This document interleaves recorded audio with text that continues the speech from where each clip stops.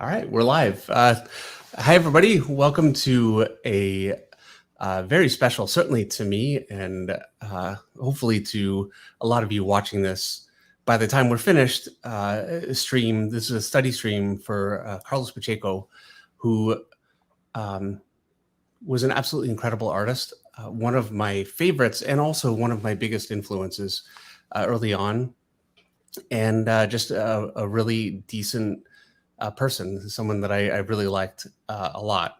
Um, I feel like we've had a bit of a tough time with losing people in the business, artists that I knew and respected, and it's been a very hopefully unusual, difficult year. I first met Carlos Pacheco, I think it was around 2004, just about. Joe Benitez, who is another artist, Top Cow artist, he's a Top Cow alum like me. And I went to some conventions in Germany and France and I think Italy, but I think Italy too. And so throughout all of those shows, we went all to the same shows, and Carlos was there. Also, Jose Ladron was there. So it was a big Spanish contingent between Jose, Joe Benitez, and Carlos, and they spent a lot of time talking in Spanish, and I spent a lot of time talking to Joe Benitez's girlfriend at the time, Marcia, and we also talked to. It's not like they just excluded me the whole time, but I think they really enjoyed having, a Spanish group, to hang out with too. And we had a lot of dinners together. I really feel like I got to know him a lot. Actually, you know what? And I'm forgetting, really, the first time I met him, it was in the States. And he was at a convention. I knew that he was coming to the convention. I was very excited about it. And you can see over, and by the way, welcome also to Eric, my co-host, Eric Grove. He's on the other screen right over there. And you can see the book that we're going to be studying from tonight. This is X-Men Bishop, the Mountjoy Crisis, one of my favorite books. Is it his best work?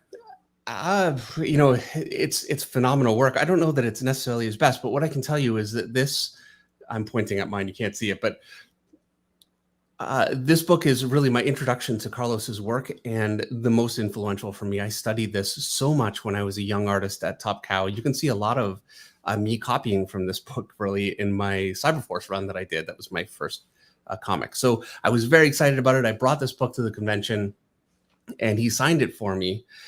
And I don't have that copy anymore. I lent it to someone. It was so beat up. The one that I have now it's getting a little more beat up, but the one that I had, it was one of my most used books. And he was so incredibly nice about it. And he wrote to David with respect, which I thought was incredibly nice of him to do, especially considering, at the time I was a young image artist, really without much of a reputation at all. And he was on X-Men.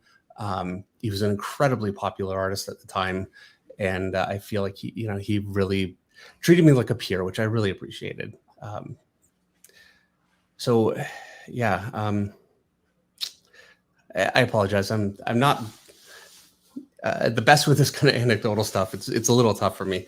But he was one of my favorites. He's still one of my favorite artists, one of my biggest influences, and a great person. So I really wanted to be able to do this stream with respect to Carlos and his career, and really show you guys just why he's so special to me and why he's such a big part of what I do artistically. I'm going to go ahead and switch the camera over. All right. Okay, so this is Bishop, the Mountjoy Crisis. And I remember the first time I saw this book, I could not believe the amount of energy on the page. I think I did this book actually as a Monday Night Draw book of the week at one point, because it's such a big book for me. There are quite a few that he's done. Some of his Avengers stuff is arguably better, but this is just, kind of my first real experience of his work. I'm going to go ahead and just solo this while I just show you guys some of the book just for a minute here. And it's panels like this that just have so much incredible dynamic framing all the way through. He used a lot of really tall vertical panels, something that was much more popular at the time. Not long after this, or maybe I guess a little while after this, Marvel really started going for the widescreen format, and that's where every panel was much more like this, and it was done much more movie style. That's something that especially Brian Hitch really pioneered at Marvel, and it is still, I think, the dominant look for comics now. But at the time, comics used to have quite a few more vertical panels, and he used them incredibly beautifully. This shot right here is so nicely done. And she's in a lot of shadow, and it really pops her from the figures that are around her. So even though she's really popping out of the panel, and I find that can be kind of a little distracting at times if it's not done well. And this could look very busy. It just works. And that I think has to just have been a decision that he made for that reason.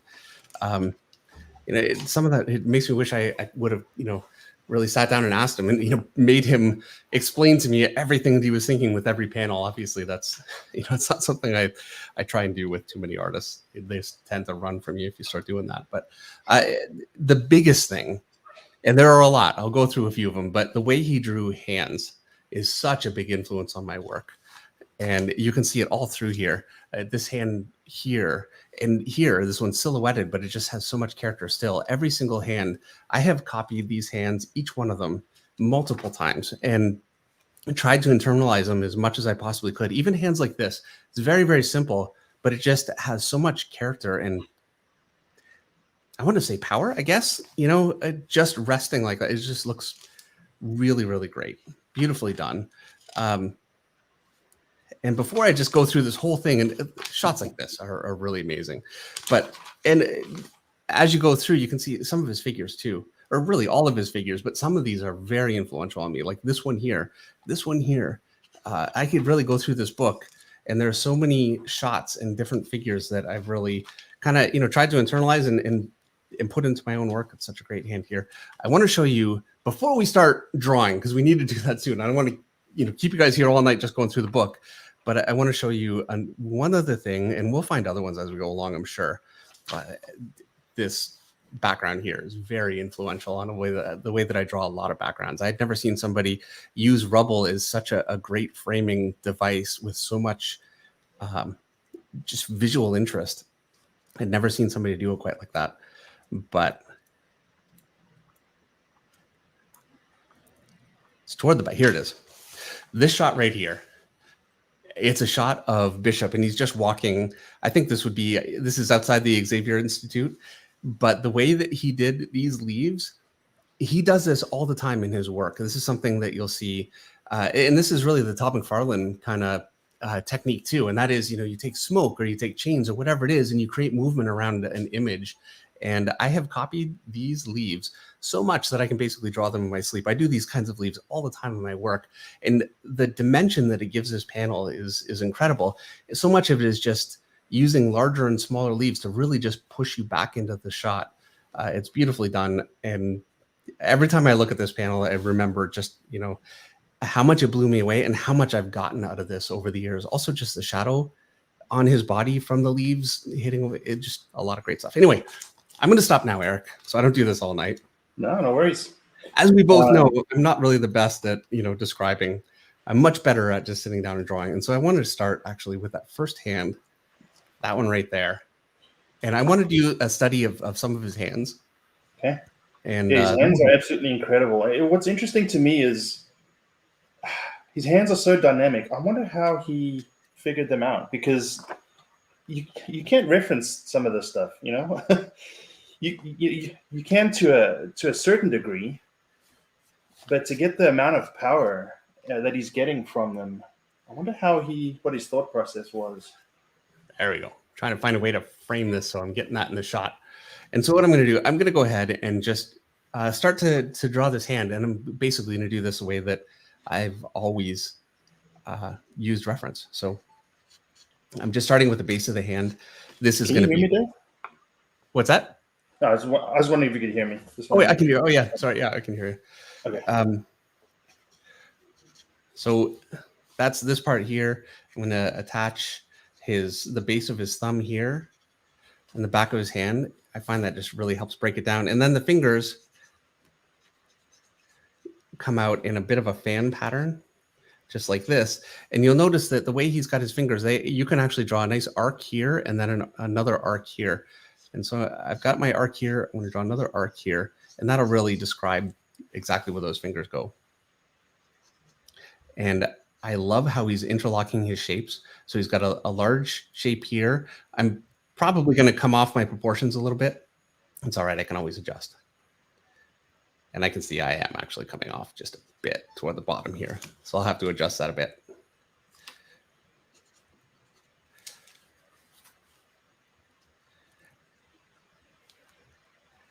And coming into the second finger, we're kind of looking at it just a little bit from the side. And so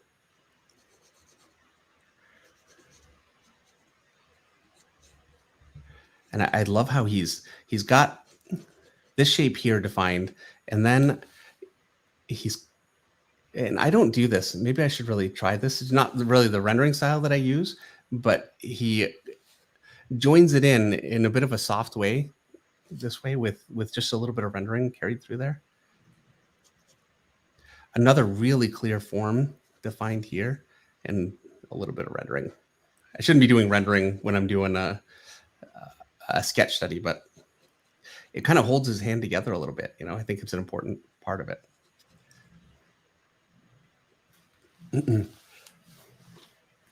So it was when we got back from the Music City Comic Con. I asked Dave. I was having some struggles with a certain hand pose, and David reminded me of this book, and I think I spent that whole day just going over this entire book, drawing hands. And there's some things that I picked up, some shorthand, excuse the pun, that he uses, which has absolutely been so beneficial.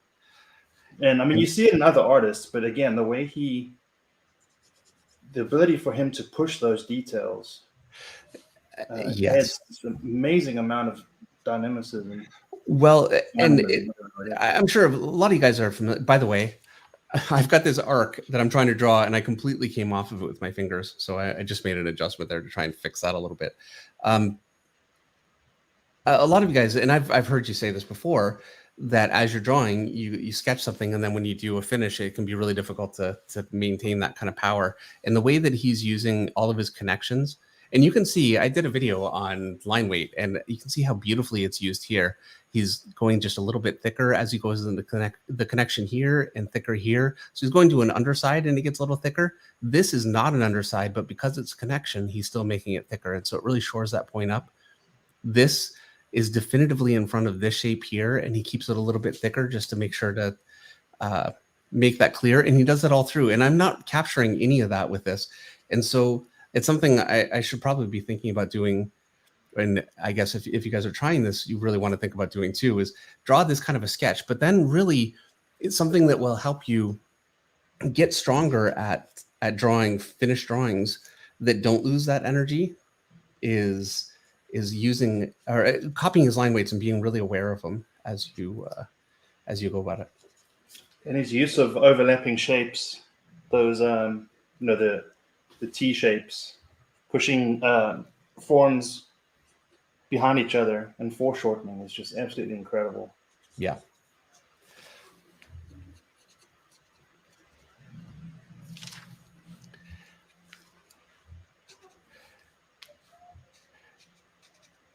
And I think you could argue that it's anatomically even a little bit wonky, maybe, but it's wonky in every way that it's wonky. It's wonky in a way that makes it more powerful and not less.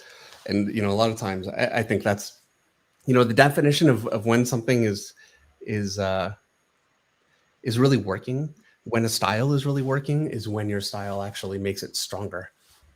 Yeah, it goes back to the my comment earlier. Is I'm sure he's referencing something, whether it's his own hand or whatever, but his ability to push it. Yep. We already lost Tim Trepanier. He says, "Can't wait to watch the Green Bay Packers are playing tonight." Green Bay had a pretty good game last game. I saw. Who are they playing? The Titans or something? I have no idea who they're playing tonight. I think that's right. It's Tennessee. Yeah. Anyway, so yeah, there you go. I'm going to stop there. Actually, look at that. You really got the line weights in there too. I think you kind of hit that one better than I did. I'll give you that one. Do it. I said I'll give you that one. I think you did a better job on that hand than I did. All right, I want to go on actually to this one, and I think it's a good choice just because It's on the same page. Yeah. it's on the same page, and it's the back of the hand, so it's a different kind of a shot. Stephen Bell mentioned something earlier. I think he's suggesting that some of Carlos Pacheco's book videos on anatomy are online, hopefully YouTube. Maybe he can mention that in the chat. And a good segue is Russ has been pasting it in here. Carlos Pacheco put a course on Domestika about storytelling and narrative, creating a comic book page and everything. It's actually on sale right now for Black Friday. I think it's like $10.99 US. I recommend that course. It's a great course. Obviously, it's you're receiving instruction from Carlos Pacheco himself, so it's definitely recommended for those who are so inclined. Yeah, I was totally unaware of it. So yeah, that's great. I'm really looking forward to watching it myself. I think there's a lot that I could learn from that.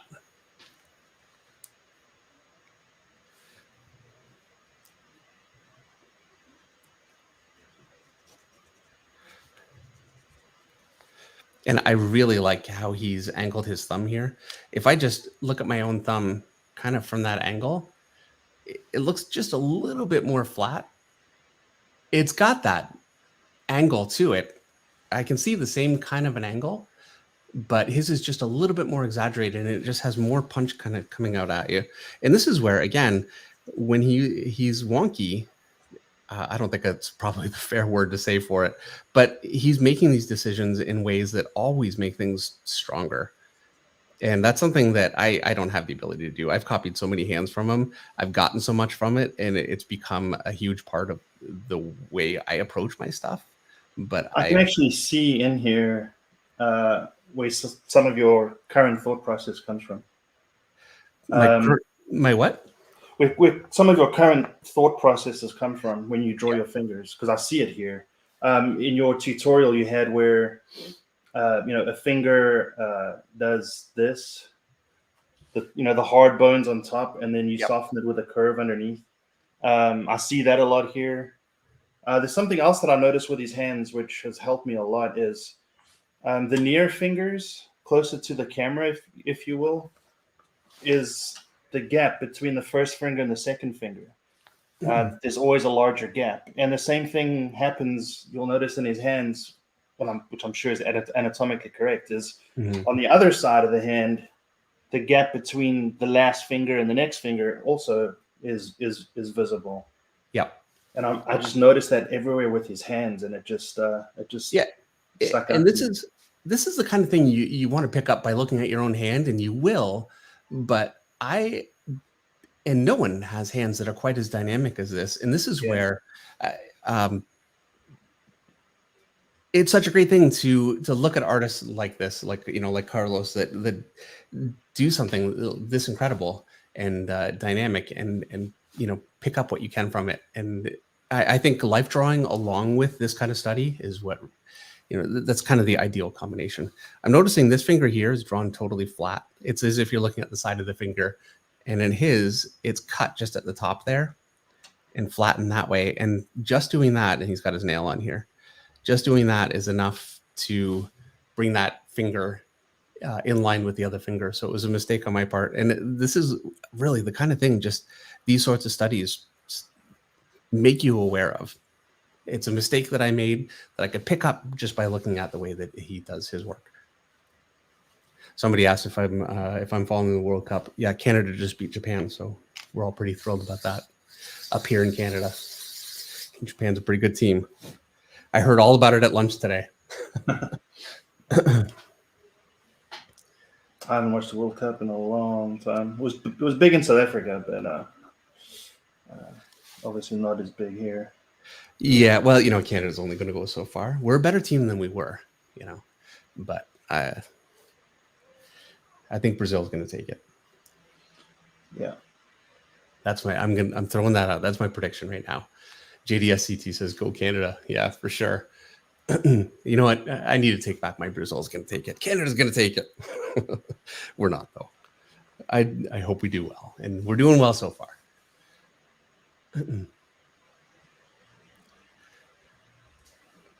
Juice asks, any tips on drawing up shots of characters?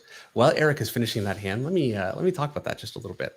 So, what I'm going to do is I'm going to draw a box, and I'm going to draw it in perspective.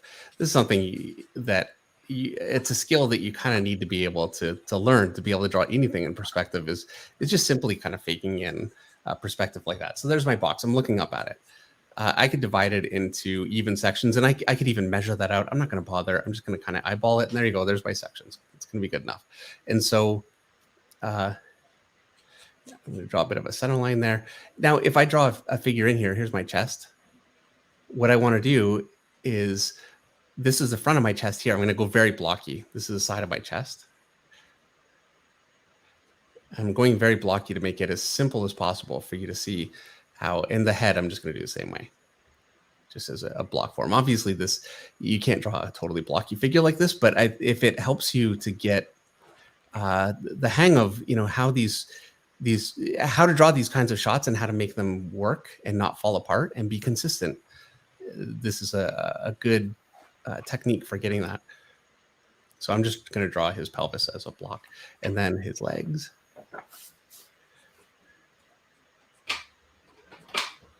I'm coming out of my box here. If this was a tutorial that I was filming, I'd have to do this whole thing again. But this is all live, so it is what it is. But here's another leg. This needs to line up because that's my perspective there. So I need to go longer. I went too long, I think, with this one. And I should really be erasing that. As a matter of fact, let's just go ahead and make that be a little higher so I can make that one a little more reasonable. And so there you go. My foot's even going to be in perspective. And then my arms will go the same way. I think you get the picture, though. But there you go. That's an upshot of a figure. Obviously, it's very stiff and it's not the best looking, but that is the theory behind it. And when you draw a figure that's not quite so stiff, so here's my chest, and I'm going to draw more of a proper chest shape, something more organic. I'm still keeping that in mind. And this is where manipulating simple shapes in space becomes so important, and why really getting good with that makes it easy for you to start drawing figures in crazy poses, either looking up at them or down at them or whatever it is. You just need to bear in mind the whole thing is in space. So there you go. Sheldon Martin says footspective. Yeah, pretty much. All right, you ready to move on? Oh yeah. Okay. Let's keep going. See, part of me wants to draw this hand now, but we're gonna move on. Yeah, we'll do whatever. Well, it's a big book, and we only have so much time. I want to do. I can tell you what hand I want to do. Okay, just let's go to it then. It's near the back. I don't know if you want to say that one for last. No, that's fine. And I have a bit of advice for someone trying to get that angle. And I hope watch me not find it now. We'll find it. I mean, look at that. Oh, there's so many. That would be fun. Oh yeah, that's really amazing. Miner Plus has a $2 super chat. Thank you very much. He says, "Would you ever have Humberto Ramos on as a guest?" Yeah, absolutely. At the drop of a hat, I'd be willing to beg Humberto to come on. Please, Humberto, if you see this, I would love to have you on. He's actually been a friend for a long time, and he's a great guy and such an original artist. I think that'd be a lot of fun. And by the way, I say this every time we do the study streams, but generally speaking, I don't recommend you super chat just because I don't have Meredith here to read them, and both of us are drawing, so we kind of tend to miss them. So, David, I'm probably not going to find it now, so I recommend we move on. But it's basically the hand like that, and I have some advice on how to do that after looking at his. If there's time at the end. Okay. Well, you know what? While we wait for that, I want to move on to something that's not a hand. Just quickly, and we'll do a couple more hands. But I want to move because I'm here, and so it's about 4 pages back. It's actually 1, 2, the third page back from the back of the book. Oh, from the back of the book. Yeah. 1, 2, there. Past it. One more. There it is. All right. This is one of my favorite shots of all time from him. In some ways, I honestly don't know why it's so good. I wish I did, because it would be easier for me to use this. I have actually used similar things. Like, I basically tried to copy what he's doing here as much as I could to get that effect. I've never done it anywhere near as well, because obviously I can't just copy his picture. And any changes that I make, just because I'm not Carlos and I don't have, access to his thought process, I've never been able to pull off this kind of a shot as well. Which part of what part of the shot, Dave? Like the effects on the hands, or Really the whole thing from this main figure? It's incredibly grounded. It's a great figure, but I love the way that he's framed it with the wing, and that's a very deliberate thing. And you can tell he really actually liked what he did there, because he's got a similar thing on here on the cover. It's just a really effective way of going about it. I love that shot. But then, not just that, the way that he has, if you look, he's leading down from this figure here to Psylocke, who's leading through all the way down into Gambit. And it's just incredibly composed. Like, you can really follow your eye all the way through. And then Gambit's arm ultimately with this rock here kind of leads you out to the bottom of the panel, which is, yeah, I was going to say that it kind of follows that Z pattern. Yeah. And he's got quite a few panels that, well, not exactly like this, but follow that kind of, and not just in this book, in a lot of his books. I learned a lot of that kind of flow and really extending out. He's got it's a wide angle effect. So as you get bigger, he's really close to the ground, and things are really coming out towards you much more as they get closer. It's something I learned really from this book. So I want to draw a couple of these figures. Actually, you know what? Let's draw this one. As much as I want to draw this one up here, this figure here is it's so well done. The way this arm is constructed, the way the hand, it's really nice. So I want to do that one. You ready? Yeah, that one's going to kill me. Yeah, me too. And I've drawn this figure a few times. I've copied this from the book a few times just because it's so powerful. I'm going to start with his head, which I don't normally do, but it just feels right now. So that's what I'm going to go ahead and do.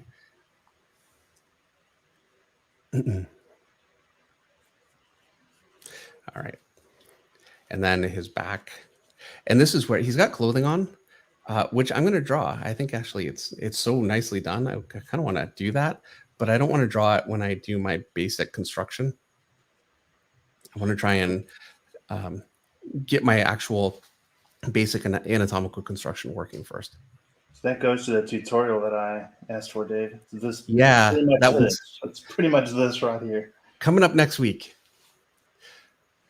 All right. So he's got his pelvis here, but angled just like this. Now I'm kind of having to guess just a little bit on some of this, but he's got his leg coming out here, just about. And I would imagine the other leg is just move over, is going to be pushed back like this, but it's off panel here. And this arm, I'm going to draw. So I've got a ball for my shoulder here. I'm going to draw a tube for my upper arm, and then another tube. And this is, I was talking about drawing simple shapes in space. This is really where that makes all the difference in your work. And because he's got the sleeve here, you can really see this is a tube. It makes it very easy to get a sense of that. So here's my upper arm, or my forearm. And I'm going to just quickly sketch in that hand, because that's really, it's the hands that really make these figures. And they're so inventive. So he's got the base of his hand here, and then the fingers are basically curling up in this way. And I'm drawing these kind of as a curve just to kind of get a sense of it, but that's kind of what I have. Now I'm going to draw figures on that. So I'm not drawing,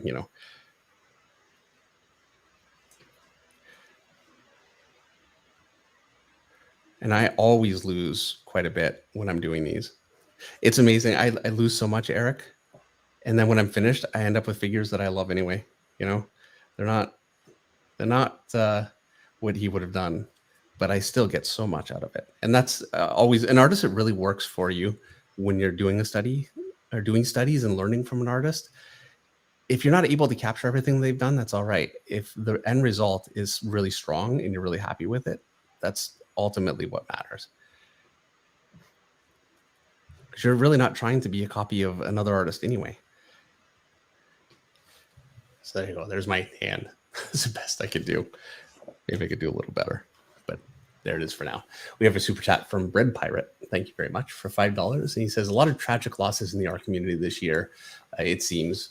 Thank you for doing these tribute streams. Well, yeah, my pleasure. And not such a pleasure being in a position of doing tribute streams for so many incredible artists. It's this one's a blow. Tim Sale was a huge blow. It's been a lot. George Santamaria says, I love the Bishop book, but more his style in Avengers Forever, Fantastic Four, and Aerosmith Volume 1. In love with those books. Yeah, you know what? I don't disagree. I think Avengers Forever is probably my favorite. And Eric has that book too. You've got Avengers Forever. Yeah. And I kind of debated. I thought maybe I'd want to do that one, but I really wanted to show you guys, you know, the book that it was so important for me. And so, you know, influential for me years ago. So I'm drawing his other shoulder here. Here's his upper arm. His lower arm really connects right here below it. And then his hand is basically, I want to draw it like the flat shape for the base of the hand. Then I've got my thumb coming off of there, and I'm hopefully not going to blow it, but there we go. And then his fingers. And this is where, like Eric was saying, it's a bit of a hard, and then soft at the bottom, and it just works. And that took me so long to figure out. You'd think that would be an easy one to figure out. It took me a long time. Okay, so now that I've got that, and you're already going right into the close, so now I'm behind. Yeah, I should have constructed it a bit better. Dan Genovesi says, Dave, Andy Smith did a book look review of your Monday Night Draw book on his YouTube channel. Wow, that's nice. I appreciate it. Yeah, Andy, I've known Andy Smith for years. He's a very, very nice guy and a very talented artist. And I appreciate that. That's very cool to hear. All right. So I'm going to lighten this down.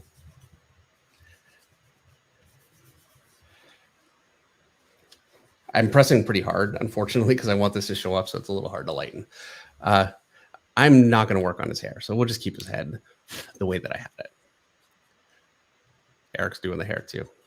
Eric, I can't keep up tonight. Just rough. I'm certainly not putting any detail in. Okay, so he's got his collar.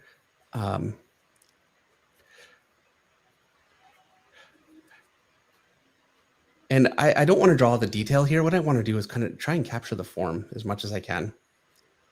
So it comes here, and then it's doing a bit of a wrap down this way. And I already kind of blew it. Let's fix that. So like this, a little bit more. All right. And notice how he's using, and I'm not capturing this perfectly, but he's using hard shapes. This isn't just a curve around. It's and it is a little curve, but it's got corners. Just in general, that's always a much more dynamic look than drawing long, simple curves. Drawing things using straight lines just has a little bit more kinetic energy. And so he's got his arm connected here. I've already kind of come off. And you know what? I'm not going to worry about, like, you can see his shoulder here. My shoulder's not really going to be visible there. And that's where my proportions are already off of what he did. But I'm just going to go with what I had. And he's got some nice folds coming out from a tension point under his shoulders here. And then he's kept his elbow actually very simple. I could draw a couple in there.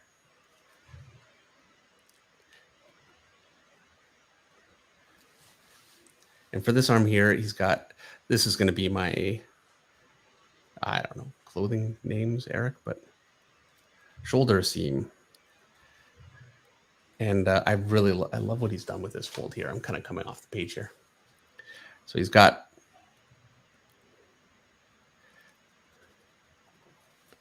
that shape here, and it's basically a drapery fold. He's got a bit of a shape in there, and the actual little tiny shapes are not really so important because a lot of it just becomes a bit of a rhythm thing. I really recommend, though, that you look at artists like Carlos that do this really well. Find somebody and just copy a lot of these shapes and get familiar with them, because they become a bit of a language that you can then use for your own folds. So, I've got an arm curled around here, and now I've got a way to do that. I could do that every single time. It would get old, but the more of these kinds of things you learn, I don't find that folds are a bit of an organic shape, and they do have rules. And we could talk about the rules. Like I could draw interconnecting lines like this, and these can become folds, and it makes it very easy to get folds across like a sleeve or whatever. It's all just interconnecting shapes, and that's all true. But so much of it is this kind of study. This is really how I learned how to do my clothing. It's a non-scientific approach, but you know what? We're artists.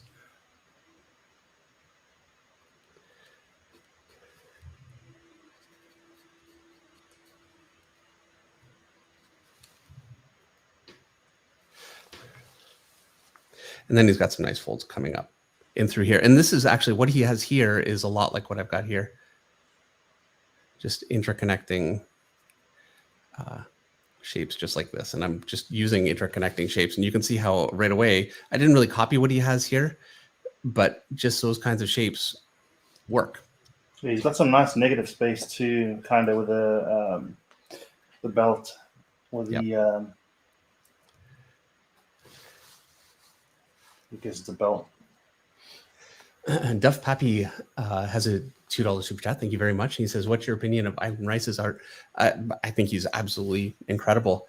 He is a phenomenal artist, a phenomenal storyteller, a really nice guy, by the way. And he's also, I would say, I think the most influential DC artist of the last several years, maybe the last 10 years. A lot of artists have really picked up on a lot of his techniques. He's got a lot of Alan Davis influence and some.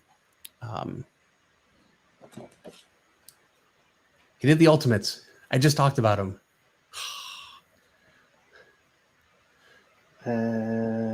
Brian Hitch.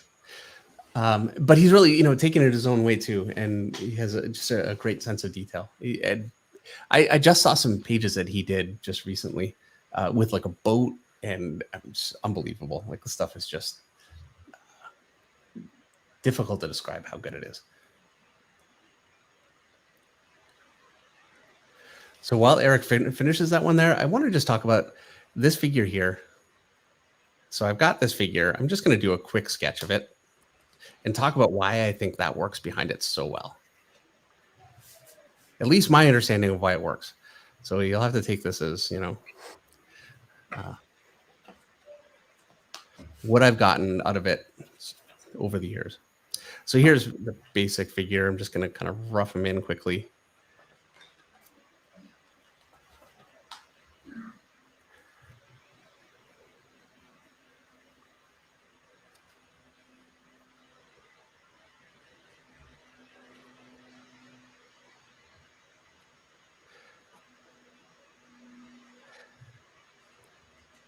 And that's going to do to get the idea across. I'm off the top here just a little bit.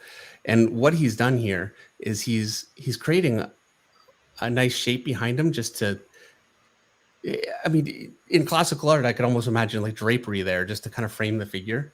But he's taken it so much further. And now he had this wing to work with. But this is where, as an artist, you have to look at what you have to work with, because he didn't need to put the wings there that way. Just because he had that didn't mean that choice was the obvious one, but he made it and made it absolutely incredible. And so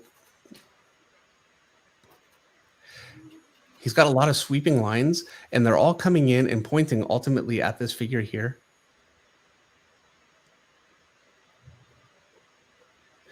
And so already it really grounds your eye right toward the figure. And then he's got this shape here cutting across.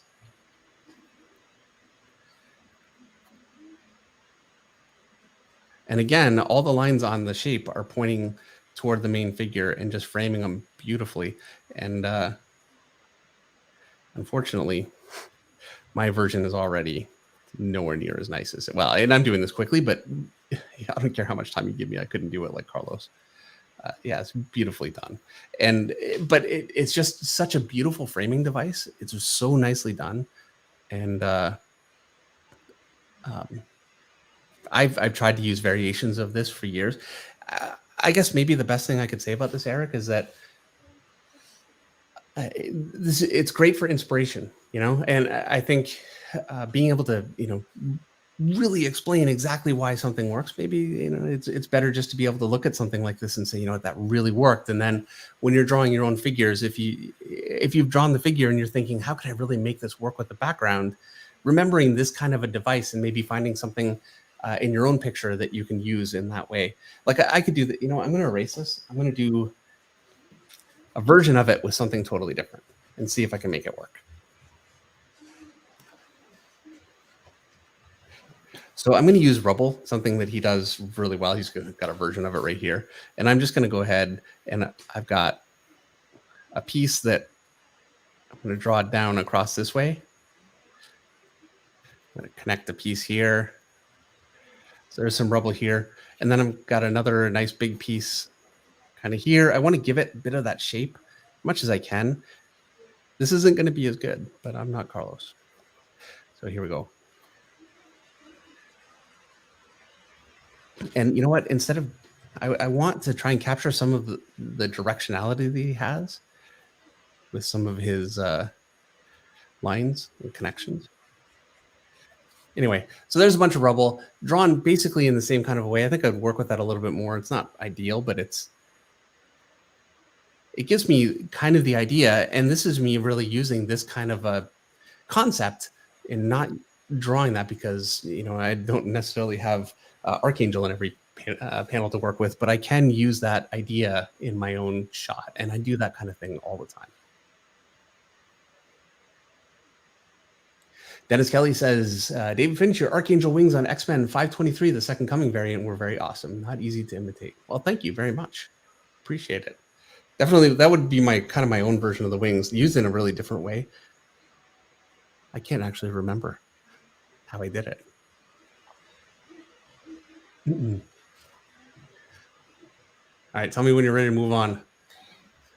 Oh, I'm good. Okay. I'm going to turn this page over. I'm running. No, I got room here. All right. So did you find that hand? Or did I keep you distracted the whole time?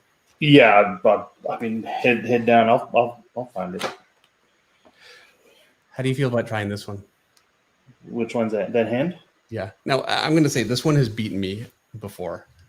I remember the first time I tried to draw it. Yeah, let's do it. What ends up... Time to slay that hand. We'll try and I don't know if... Let's see. I'm going to try and approximate something like that. So now I can't because you'll see my pinky kind of opposes my thumb. And he's, well, let's see. Yeah. Something that kind of helped when I was looking at his stuff, Dave, was to draw these first. It's always made more sense to me to draw these shapes first. So the fingers first. Well, the front part of the finger, right, and then I've always found it's easier just to then, Yeah, you know what? I don't actually disagree. I'm going to try it that way and actually I do end up doing that. If I'm drawing I always tend to draw it like the base of the hand, I guess. But yeah. Here's a finger. Yeah, you need that, I guess. And so I'm drawing this part of the finger. Now I'm not drawing that hand yet. I will in a minute. And here's my thumb, and then I'm connecting it. So that's what you mean, right? Yeah. It does actually work really well drawing that way. I don't know why, but I definitely agree. And I do that. So You did that in the Gnomon did I? DVDs too. Something that Uh, always stuck with me. It's kind of like placing the fist first in a figure, and then it kind of helps you. I don't know. It just helps ground the finger for a shot like this. Yep. All right. Here we go. I've drawn this hand a few times and had it beat me. And we'll see if it does again.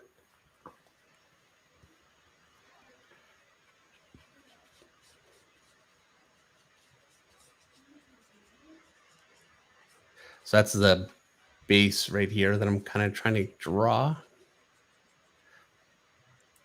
And then I'm going to do what you're doing, Eric. I'm going to draw the shape here. It's going to throw me. So I want it to work in, like, I don't want to lose my proportions. I think if I was just trying to draw this without looking at something, I would do that. But I will see how, you know what, I'm just making excuses now. All right.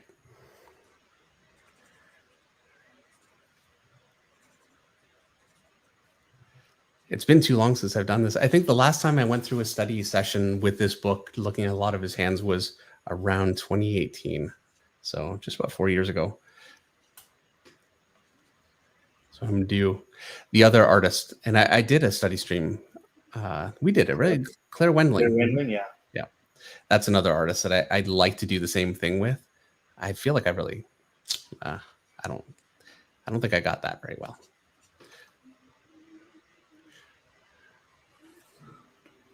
Yeah, I'm going to have to rework. See, I'm already losing it. Maybe, you know what? I'm going to try your way.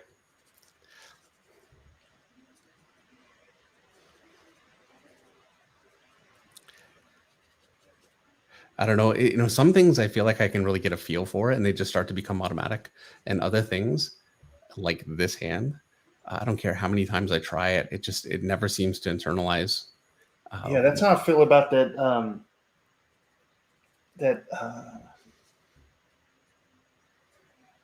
Hand position I was asking you about. It doesn't compute with me. Yep. But I found a way around it. Yeah, and that's so much of it. What it comes down to, when, trying to learn how to draw is finding techniques to get around your own just blocks. And for everybody, it's different. I'm sure, and hopefully, a lot of you guys are trying some of these. And I think for some of you, this will be easy. And for anyone that this is easy for, I hate you all. Not really, but sort of. All right. Not really, but really. No, not really. Mike Linux says that hand looks alien, but Mike, it looks awesome. You have to admit, does it not? I mean, look at it. It's a very, very cool figure. It's very dynamic. It really pops out. But the hands are what really makes it. It's not just that hand. This one too, which I've also. Now this one I find actually works for me pretty easily. And if you've looked at my work, I'm sure you've seen certainly variations on that hand more than once. Which one's that there? Just this opposite hand.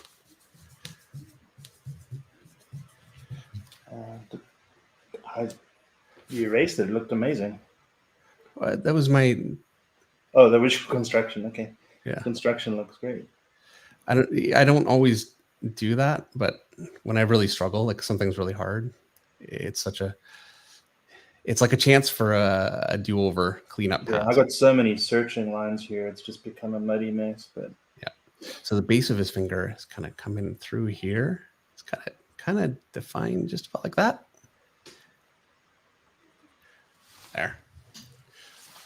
Sheldon Martin has a $5 super chat. Thank you, Sheldon. Says, thanks for the stream. Great study and tribute. Good night, Dave, Eric, Russ, and everybody. We're losing Sheldon. Good night, Sheldon. It's good to have you here. Extreme Maybe says, yeah, total fail on this one for me. Yeah, you know what? It's so hard. And you have to fail. It's like there's a lot of the stuff. It's almost impossible to nail first try. But the next time you go at it, you pick up something else, and Well, you just here's got what I know for sure. If we had been doing this a year ago, you would have been struggling so much more. Oh yeah. Like, the level that you've been able to get with these kinds of sketches, and because you've been doing this so much now, you're a different artist than you were. Yeah, It's but actually, I mean, you're right. It's you got to take you got to take a book like this. You got to start from the front and just draw all the hands front to back, and then do it over. And it, after a while, it just starts sticking, and yep. you start picking up, like you said, tricks that work for you. You And just start building up that visual library. not everything will always make sense too. But I find the more I do this, I can kind of find my own parts of it that make sense. I don't need to use everything exactly as it is in the book. Right. And really, I don't recommend that anyway. You don't want to just be copying somebody's work. But yeah. Sorry, Eric. I lost track of what I was saying there. No, it makes sense. There you go. You don't want to just blindly copy something, but you want it to inform your process and your work. Yeah, and for me, little things like this. So he's got this shape to this is his knuckle, and so he's kind of coming up to the knuckle here and then coming down into the shape, and then it connects back. And he does the same thing with this finger, whoops, here. And so I want to try and capture that. And these are the kinds of things that I can remember that ultimately, this is what makes the study so valuable. It's picking up on little things like that. Like, I think that makes that finger really, really work for me. It's a subtle thing, but when I see him repeat it and I see it working, I can start to try and remember it and make it part of the way that I approach it. And so I don't have to be, copying his work. I'm picking up shape language from him.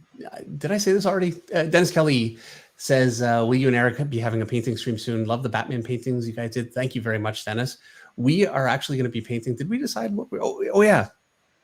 So Eric wanted to paint.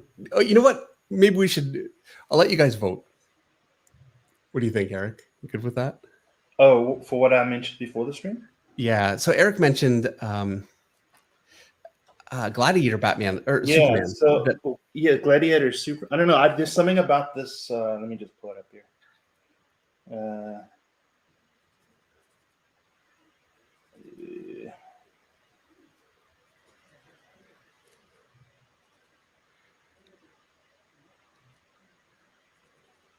This Gladiator Superman is so cool.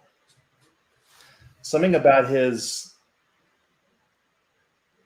his symbol chained to his body like that. I don't know. I just really dig it. Yeah. I saw a painting of Ariel Olivetti's, and it looked so cool. And see, that's why. he's There got you like go. these gladiator boots, and he's still wearing his cape, and he's got this sweet belt. And then Ricardo Federici did a run, and I don't know. It just looks so cool. So that's Eric's choice. My choice, I did a Superman cyborg cover for death metal, and it's kind of my own death metal version of Superman, and he's got like chains and skulls, and anyway, that's what I wanted to do. So let me look that up real quick. Oh, this one. No, not that Superman. Which is very cool. That's Greg Capullo's design. We can do the Superman with a mullet. Do you remember that one? Just keep scrolling. Maybe it'll show up. All right, well, maybe not. Anyway, they did a statue of it. Somebody did. Okay, I'm gonna have to find that one. Well, if we want people to vote, I'm gonna have to find it, right? Tomacart says, "I'm here." We have Tomac. Cyborg cover. So, Eric, I'm going to say all in all. Oh, wait, this one. Yeah, that one. That's what I want to do. Yikes. Yeah, that's legit. Bread So Pirate. people are voting between that and Gladiator. Yeah, Bread Pirate says Superman Cyborg is such an incredibly designed character. Thank you. You can go so crazy on the biomechanical hybrid design. It must be so fun. It was a lot of fun. Yeah. So I guess people can vote, and Russ can get some kind of We tally. have Dennis Kelly with mine. We have Bread Pirate with mine. I'm winning so far. All right. Yeah, we're planning on painting on Sunday. I think we're gonna have to draw the picture on Sunday, and then we'll be painting. Eric, maybe we should do it live. We haven't done a painting stream for a while. You think you'd be maybe we should. That? Okay. Yeah. So yeah, let's plan over the next, not this Sunday, obviously, because we'll just be drawing this Sunday. But once we get ready to start painting, we'll sometime next week. It might be well, anyway, very, very soon, within a week or so, we'll do another painting stream. I'm dying to do it. Now that we're painting again, I'm really kind of into it. And this hand worked for me this time, all in all. Yeah, it's amazing. This last knuckle, I feel like I need to define it just a little bit more. But yeah, all in all, I'm pretty happy with that one that time. So let's move on. Someone earlier was asking how to draw fists. I mean, right over here. Just pick up this book. You can't go wrong. Yeah. And if you can't find a physical copy, just go to Comixology or some online retailer. But you know what? Before we just move on, I'm going to show you some of the way that I've learned how to draw fists. And so this is certainly from Carlos. It's also from Joe Quesada, my favorite drawer of fists. I found the hand. Sweet. Okay, perfect. Oh, yeah. Okay, awesome. Let me just draw a couple of fists. Well, just I'll do a fist and show you problems that I see happen quite a bit. So I'm going to draw. Here's a fist kind of coming out.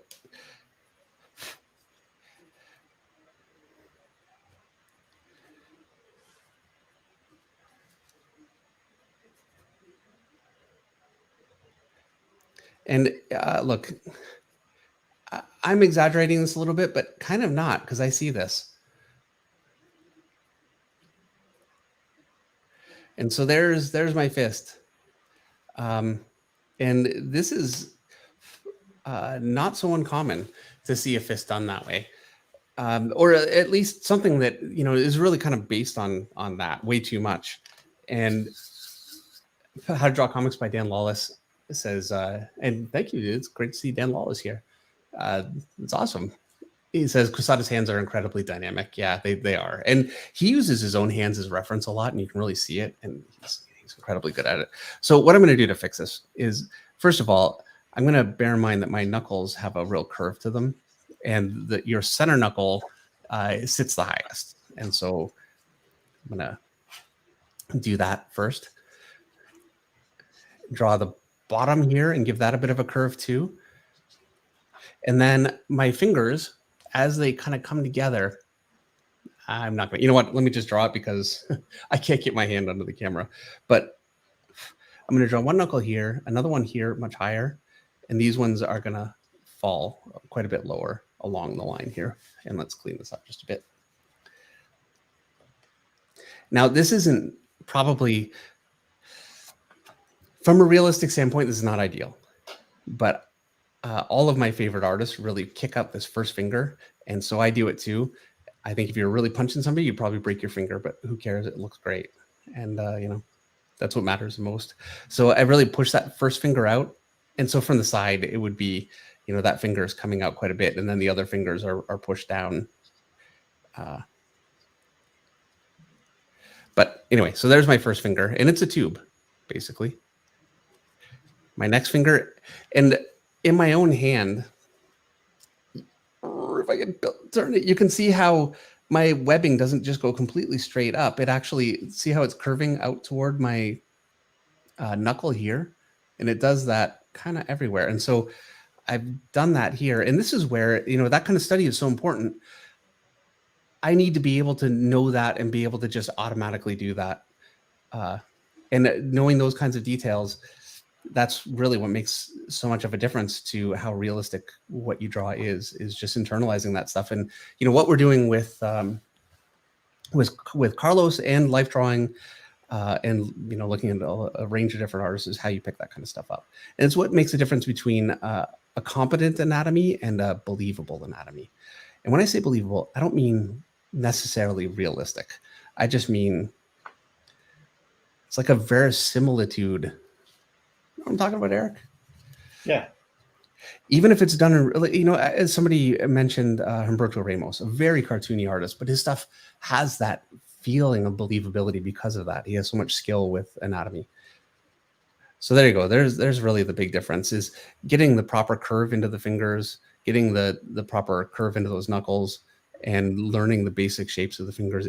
I could improve this just by starting to, and this is going to be higher. I'll go down through here.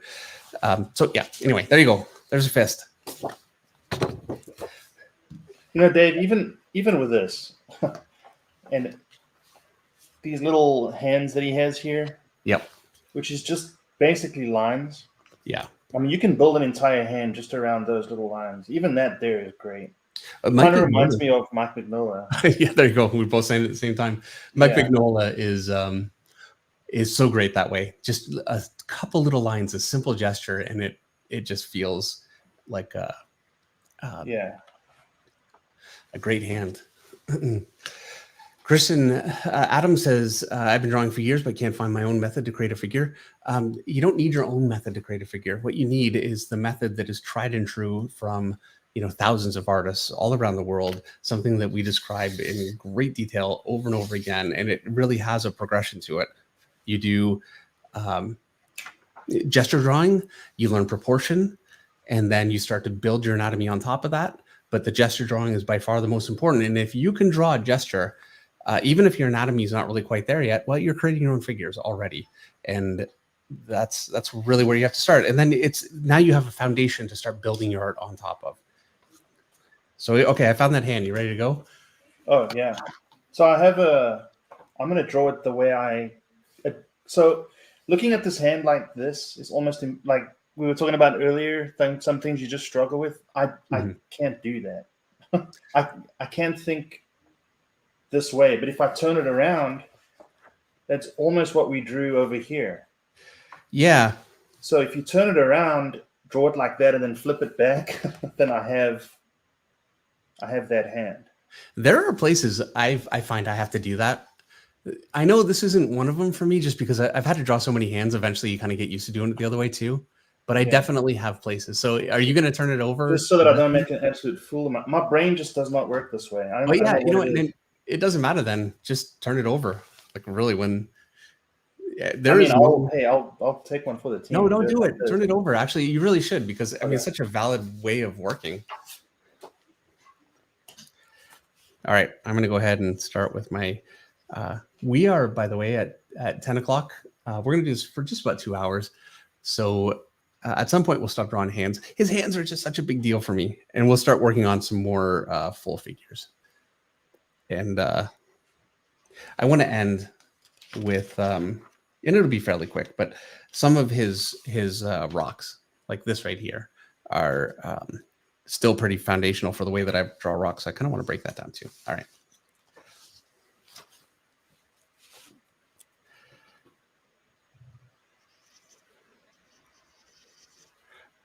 So I'm drawing circles. This is the base of my fingers, and I'm just kind of trying to establish where my fingers are starting. And got the tip of this finger. I keep drawing too small. Now I'm drawing. Yeah, I'm drawing small too. It's a smaller hand on the page, so we're drawing it smaller. Yeah.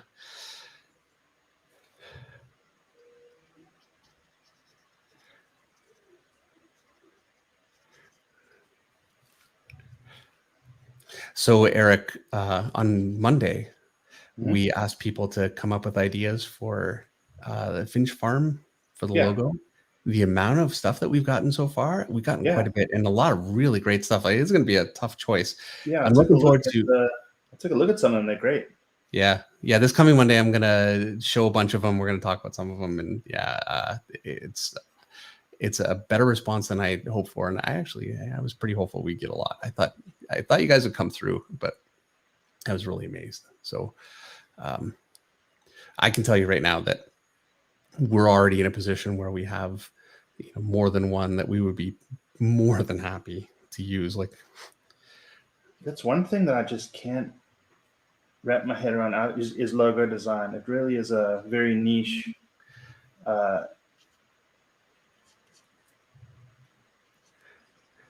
Just the whole design aspect in general when it comes to logos. Yeah. It really is a skill. And I'm going to draw his some thumb. of those that I looked at were great. Yeah. I'm going to draw his thumb base sticking up here. And then his thumb is kind of coming toward me. And so I've got the base of it here. I'm going to erase this and try and make it a little cleaner too. Something he does well and that I really picked up from him is something I just did right there. And that is your thumb, and my thumb certainly does it. It has a curve to it. It doesn't just go flat, the tip of it. Yeah. And so when you draw it in perspective, you'll see here's my knuckles. Here's the front of it. This would be where my fingernail is. And you get this kind of a shape here. So anyway, I wasn't doing that. He does that a lot. Whenever the finger turns, the pad, he'll, as a shortcut is that. Yeah. And that's, it seems like a simple thing. You need to learn it. And I certainly did.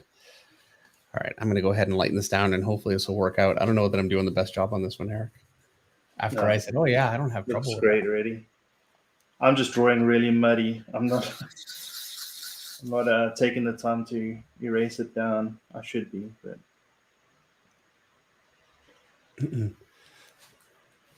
I'm learning how to draw. Says I have no more pictures to blackmail David Finch. I'm not quite sure what that means, but I'm glad.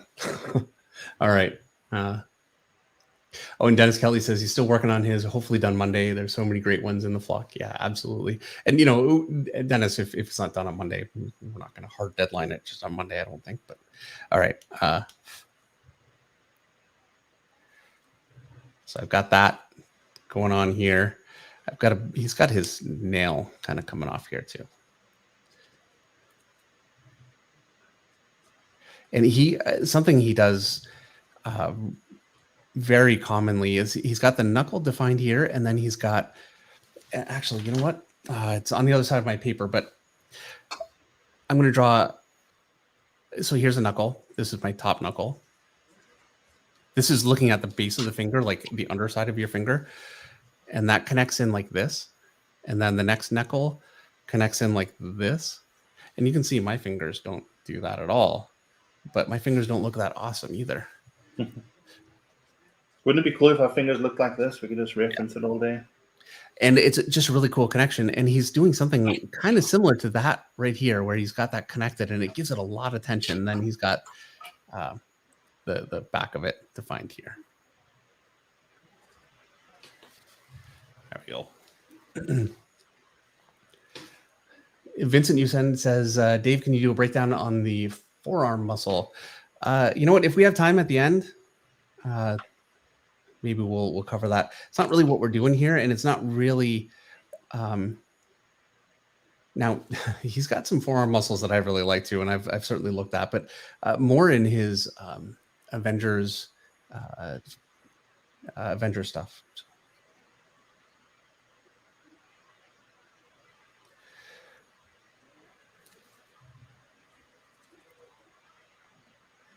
And in order to make this work, the connections are so important. I am off the page. I apologize, guys, but the connections that he's got this connecting just over this piece here. You can barely see it. Let me zoom in so you guys can really see it. Let's see. I'm going to zoom in and it's going to come off the page. But okay. So this connects just over the knuckle below it here. And so I'm really trying to capture that. And looking at it, I don't know that I really did the best job with it. It's nowhere near as subtle as what he had. So let me try and make that a little bit more subtle. And then that connects behind. And so that really shoots out the finger into the foreground. And this is the kind of thing that makes your tight drawing really dynamic. And when it isn't dynamic, it's missing those sorts of things that causes it.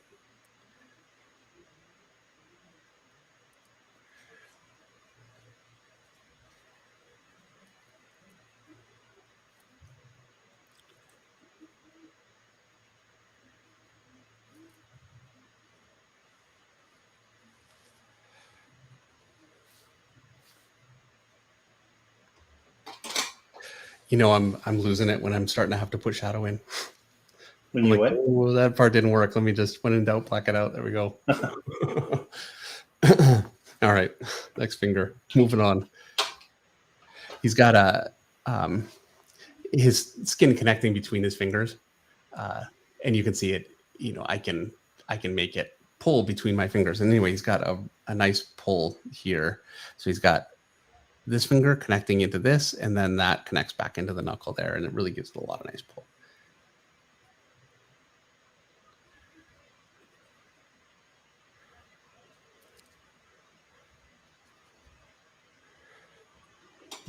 There we go. All right.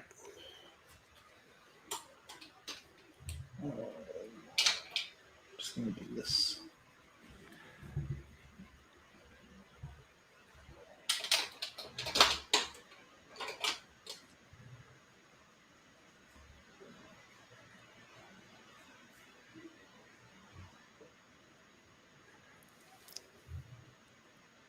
Obviously, these are very stylized fingernails too. I mean, you're not going to be drawing these kinds of fingernails on every hand,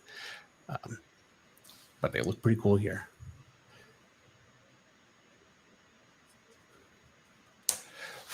All right, well, there you go.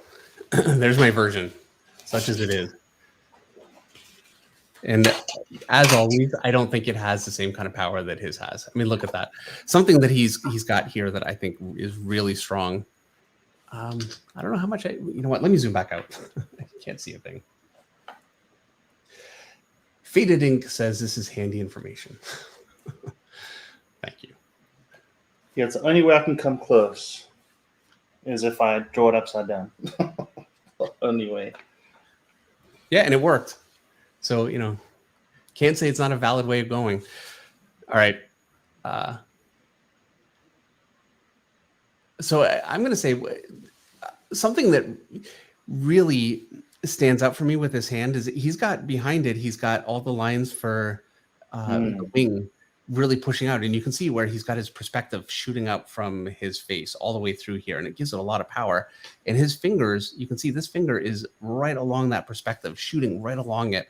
And this one here is starting to curl around, but it gives all of the power from his hand all the way out through the perspective that he's established. And that's part of the reason why that hand has so much power in that shot. Yeah. It's an important thing to notice. It's a difficult thing to really capture that every time. Like the mastery to be able, this isn't just figure drawing. This is using every element of composition to make fingers, to make, now I'm saying figures, not fingers, to make figures stronger. How to Draw Comics by Dan Lawless. It's so tempting to make fingers into cylinders, but they're so much more peculiar than that. Cylinders is perfectly fine to construct. Yeah, cylinders. I think that it's a really great way to go as a simple basis for sure. But then, you know, it's learning these kinds of connections and these kinds of things. That's what's really going to take it to the next level. But, you know, if in drawing a hand like this, I'm going to draw the base of my hand. I'm going to draw the way that I did a minute ago is the base of my fingers and just draw cylinders. I'm not going to get the same level of dynamics, I don't think. But what I am going to get is form kind of accurately represented in space. And if that's a struggle, yeah, I'm not really doing the best job of copying this either. But anyway, I've tried to do that and I just can't make it work. Yeah, To me, I have to approach it more gesturally, otherwise I'll never be able to. Yeah, and I know this doesn't really work for me either. but I think it can work if you're having trouble thinking of these as forms in space and you're just looking at lines. If that's the case, then I think maybe this approach will really work. And ultimately, for everybody, it really is different. You know, our brains all work in different ways, and so much of learning how to do this is it's like workarounds of limitations and trying to program your brain to do this. All right. So you ready to draw some figures? Yeah. Okay. I'm going all the way close to the beginning here, and I've got one that I showed at the beginning. Yeah, this book is very meaty, that's for sure. Oh yeah, it's every page. Every page is awesome figure after awesome figure. Yeah, you can tell you had fun with it. This one right here. Speaking of looking up at figures. Which one's that? Oh, yeah. What an incredible shot, you know? And it would have been so easy to just do something that's a completely flat shot as opposed to trying something really, really difficult like that. It's amazing that, and I have to say, it's amazing he was able to make it work. I'm a little off the top here. You're looking directly down. So his perspective point is here. And so you really wouldn't see these people on the ground like this because you're kind of looking at them at the side. Like there's a lot wrong with that perspective, truthfully. But he makes it work, and I don't know how. And that's not the only place where he just breaks any rule he wants to break. And he has such mastery over what he's doing that it works.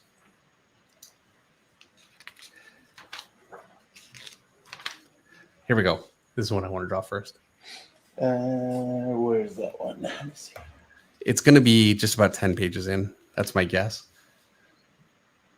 Okay, yeah. A couple more. One there. This is such a difficult shot for me. Oh, and before we continue, I want to mention quickly that in the description for this stream here, I have a link for the Dragon Rage email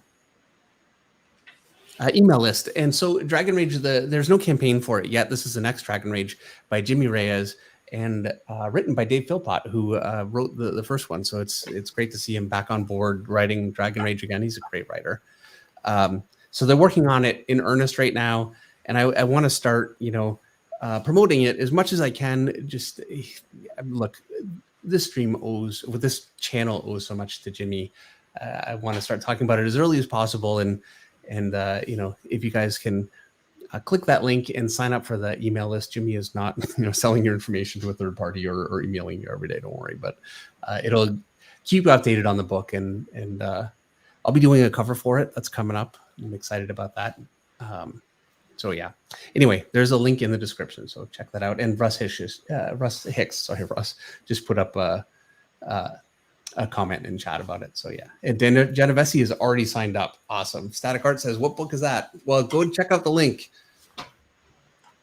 Brad Pirate says, "The more rules, the more ways you know how to bend and skirt the rules to get by." Yeah, absolutely. I can be a bit of a slave to the rules, more than I'd like to be. But all right, let's see if I can find a place to get this on. It's taking up my whole image here. Here, you know what? Give me a little bit more room. All right.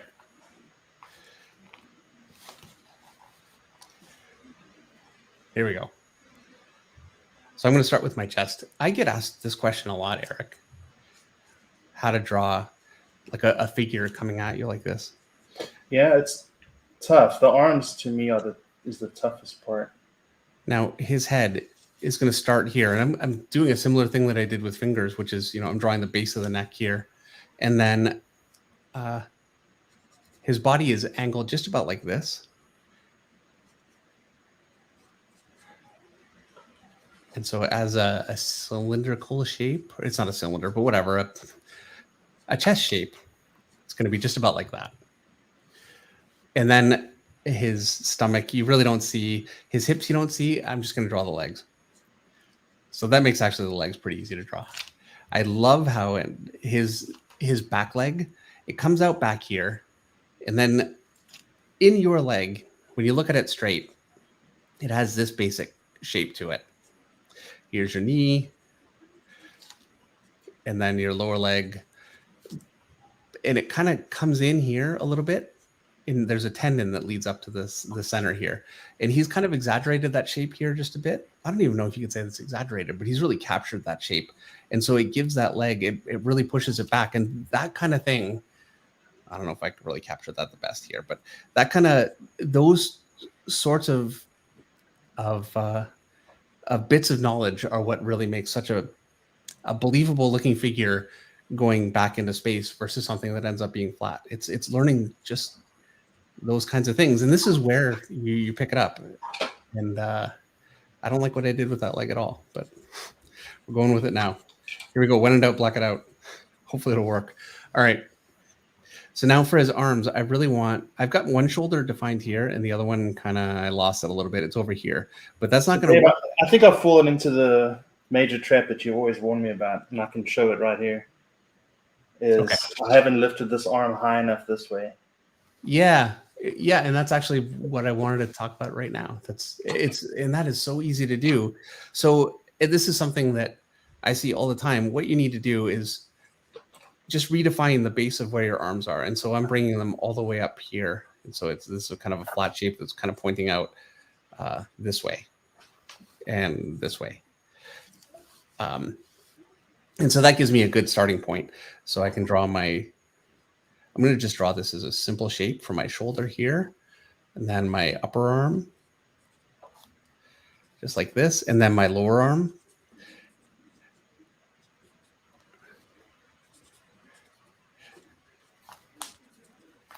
And then my fist, which I'm going to keep fairly simple because I'm really more worried about the gesture with this one. And a lot of these figures, I'm much more worried about the gesture than drawing all the detail. So there we go. There's one arm. I need to move his head over. I kind of lost his head there. And now let me actually draw the head on there. All right. And so now for my other arm.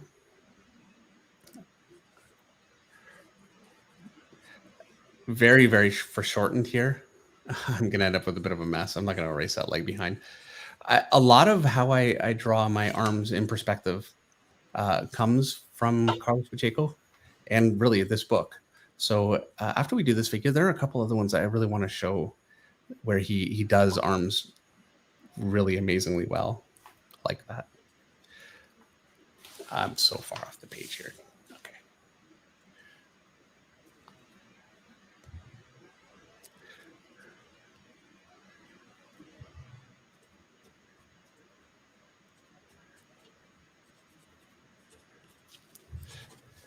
Okay, so here's mine, and look at how low I am here with the top of my arm. I blew it, Eric. After all this talk about lifting it up, I still think it's... Yeah, it is one thing that I'm always realizing I just don't push enough. So here's how I'm going to fix it. I'm going to fix it the easy way. Instead of erasing that whole arm, I'm just going to lower my body a little bit, lower my... That's a good idea. And then lower my head. Yeah, there we go. Broke that idea on this other arm, but oh well. Now that works. Instead of me having to erase everything. This is the nice thing about doing a layout like this is I had not already drawn detail on that head, and then if I had drawn detail on the head, I would have had to erase the arm because that would have been easier. But I always try and erase what's easiest to erase when I blow it. I got a good example, Dave, of a recent commission you did, which highlights this point too. I'll pull it up here in a bit. All right.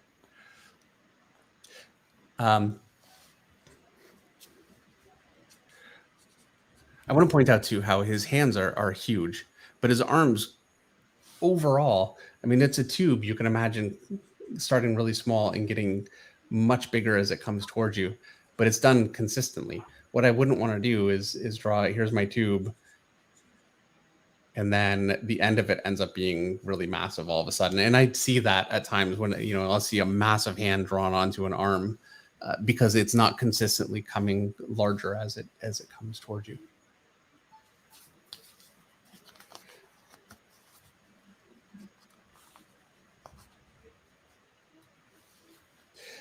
Bonafide Sean's content and commentary says at one point Carlos Pacheco's and Salvador Larroca styles were similar. Yeah, that's absolutely true. Yeah, there was a time in the kind of the early to mid 2000s that they were working in a very similar style. They really went in their own different direction, which is ideally what you want to see with artists as they mature. You more and more find your own style. I think Carlos is a little bit older, and so I think he was more of an influence on Salvador, but both great artists.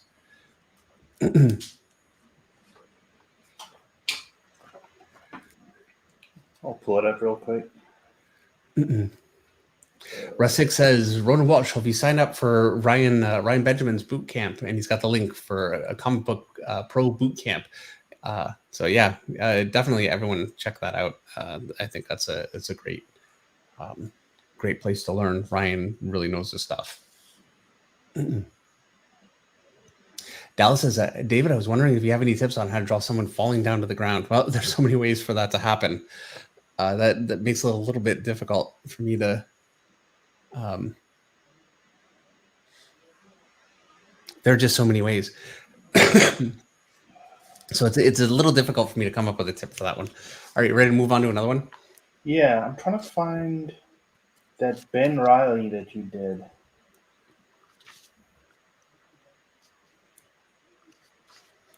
Wasn't this one?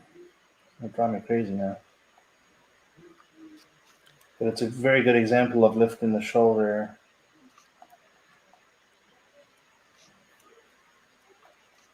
Isn't this one? Well, while you do that, what I'm doing right now. Maybe it is this one.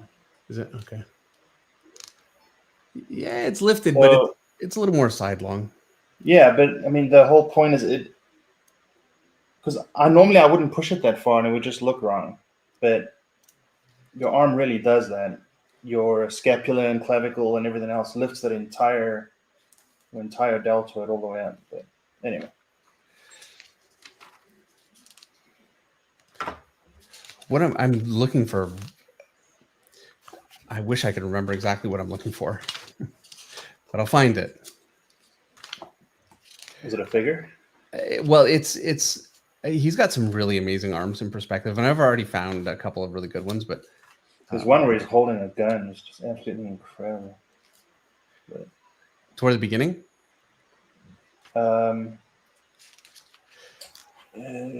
Yes, I think.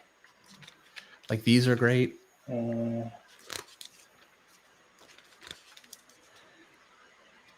know what? I know which one I want to do. Okay.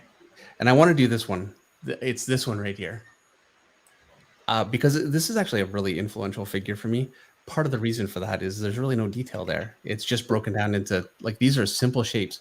And so much of, I think, learning how to draw really good gestural figures and getting a sense for figures at a basic level is losing all that detail and all the stuff that really is confusing and just having kind of shape language, which, anyway, this figure, it's a big one for me. Which one? The angel one. Okay. Yep.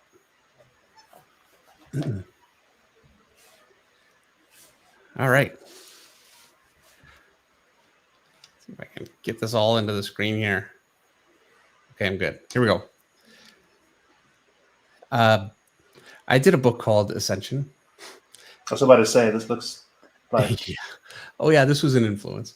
Taco Momoto Works is here. Good to see you. He has a $5 super chat. And he says, hi, guys, I'm here. Eric, it's end result that matters. So if you have to flip something to draw it, do it. Thanks for the stream. Yeah, absolutely. It's totally true. The only way you can cheat is just directly copying somebody and presenting it as your own work. Otherwise, any way that you can pull it off, it's all valid. Yeah, my brain just does not function in certain ways, so I gotta rig it so it'll work. Yep. Yeah, I think the foolish thing to do would just be to say, okay, I feel like I should be drawing this right side up. And so you just end up with something that is either a huge struggle or just doesn't work.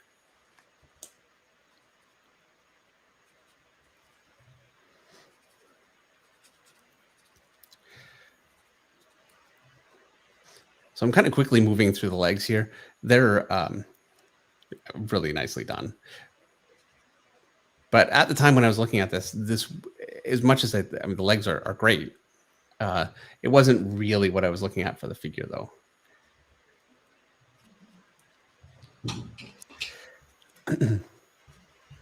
What I was looking at for the figure is this powerful upper body.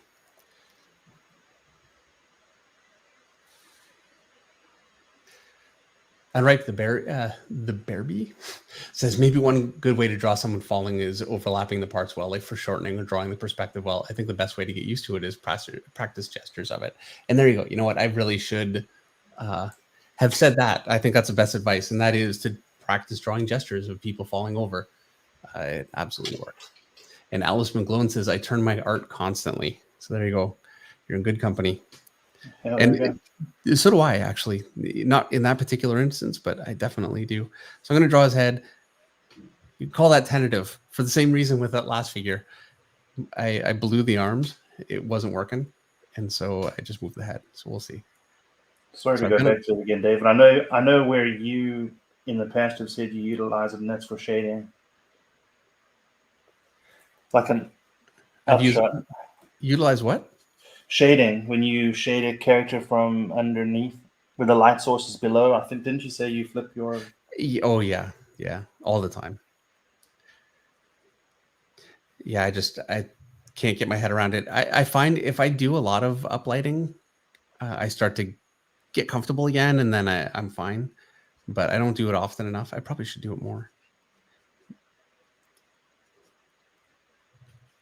So I feel like this is fairly comfortable for me, just because I've done this so many times. I don't know how this is coming for you so far.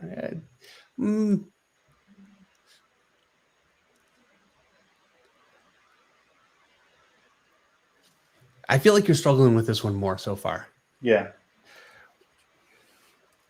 So it'd be interesting to see in a week where this is for you, because I know you'll have it sorted. That's how it always goes. Yeah. Every once in a while, and it's less often than it used to be, we can still kind of stump you with a figure. This is why this is so good. This is why you guys need to be doing this, because you will stump yourself with figures, and this is how you grow.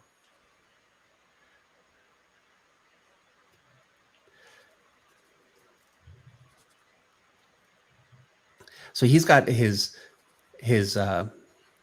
wrist area as a tube that connects into his upper forearm like this. And I completely, every time I ever draw arms in perspective, I always do that. And this is where I've got it from. So much of it really is not just from this figure. I've got so many books from Carlos, and he does these so well. It's all from him, but not necessarily this figure. But this figure is definitely a big one. Certainly one of my big influences for these kinds of figures.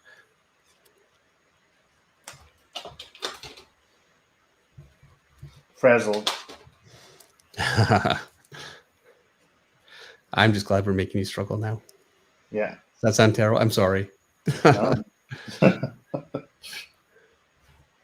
that's the idea of this, It really is. It's easy for me to say because I'm feeling pretty good right now. Maybe I should keep my mouth shut until I look at how mine's actually turning out.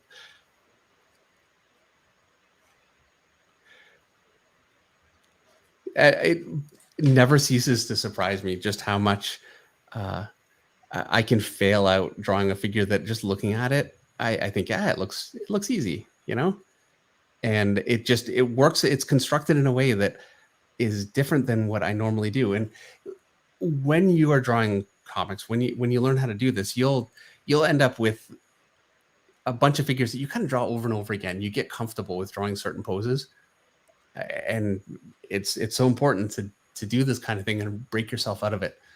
And so, yeah, when you find a figure that just blows your mind, if you can master that figure, you just grow so much as an artist. Stream maybe says, I usually do really well with hands and no good with figures, but today is the opposite. Yeah, Carlos will do that to you. But I really, really recommend sticking with it for a bit, and you'll be a different artist coming out of it. And Dan Genovese says, nice friend, Dave. Yeah, I know.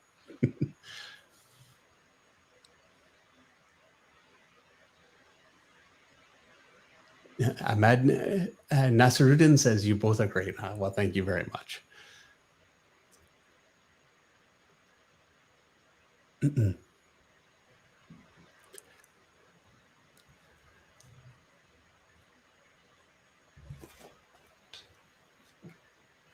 So I have theories. Yes. Okay. So I feel like part of what happened is you lost your clavicle below Yeah. the neck here. And then I lost the sense that his upper arms are coming toward, like they look like they're just kind of coming up instead of a Yeah. tube that's coming out this way. I kind of lost that sense just a bit. Do you think it's okay? So I think I know why. Okay. I'll draw two cylinders, and I think I know why.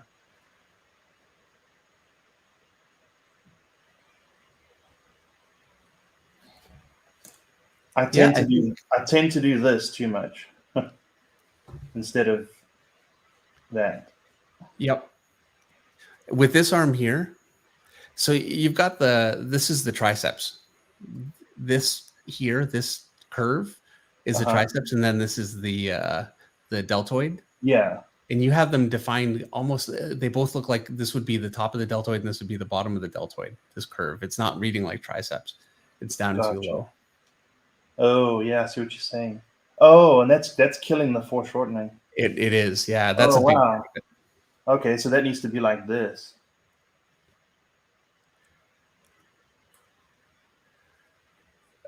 I'm going to say that this is going to take a little surgery, this one. Yeah. Yeah, I'll work on it this week. Yeah. Well, and if you do, if you wouldn't mind, I don't know. Well, you know what? Save them so we can, I'd really like to show them on Monday. Okay. Because I know you're going to have this totally sorted Monday. And you know what? You'll be a stronger artist for it. And that's, yeah, I don't know. I feel like I'm saying the same thing over and over again, but it is so important to me.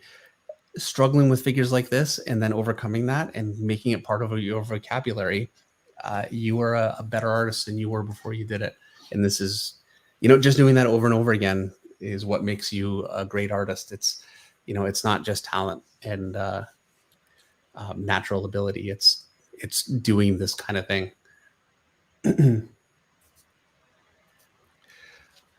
Endless Abyss says, is it better to attend gesture drawing classes or learning at home? My opinion, learning at home, because you can do it all day, as long as you can stay awake. And I'm going to tell you right now, that's exactly what I did. I drew all the time. I do probably a little less than I should now. I'm getting a little bit older, but I still draw all the time. You need to have that level of dedication or more. So yeah, doing figure drawing courses, I absolutely recommend it, but you need to be doing it at home too, and take advantage of as much as you can. This is not the kind of career where you can say, "Hey, I got an A in school," and that should therefore result in a career. It's not like that. Yeah, so I see what I was doing wrong there. So Okay. the elbow is here. The elbow is at the midpoint. Yeah. And the triceps, attaches to both sides of the elbow, but yeah. We'll talk about it. Yeah. You know what? Let's I'm work gonna on fix it it. now. I'll fix it. Yeah. Because you're right. So okay, you've got here's your forearm.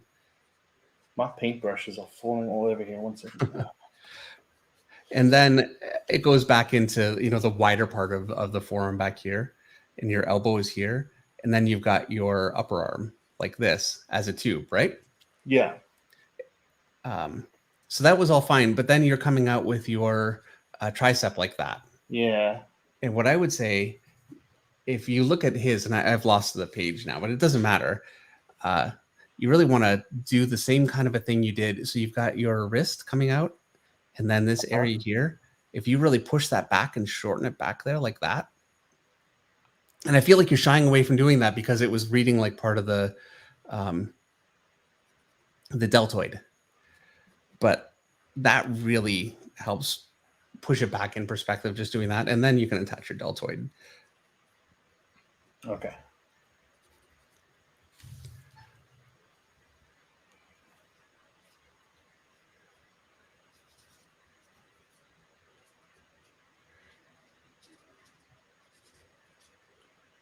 And the left tucks in over there in front of the deltoid.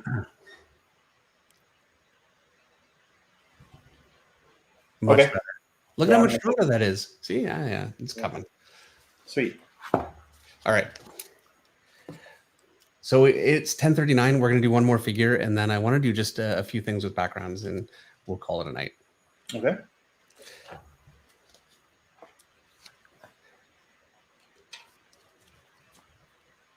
Let's do that one right there. That's the one I was talking about. Him holding the gun. Oh yeah, well there you go. So if you look at the book, it's about that far through. If that helps. Maybe a little bit. I'll find it.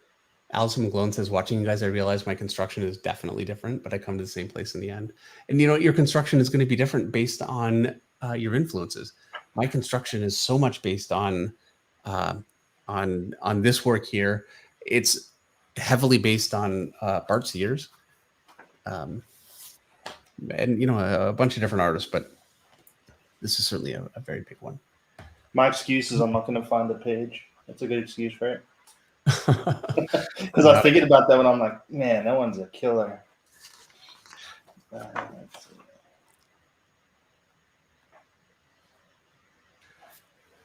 I think you're too far to the beginning. Okay. Maybe I'm wrong though. No, I think you're right. So I didn't. No, yeah, you're definitely too far to the beginning. Too far to the beginning or away from the beginning? You're too close to the beginning. Oh. Okay.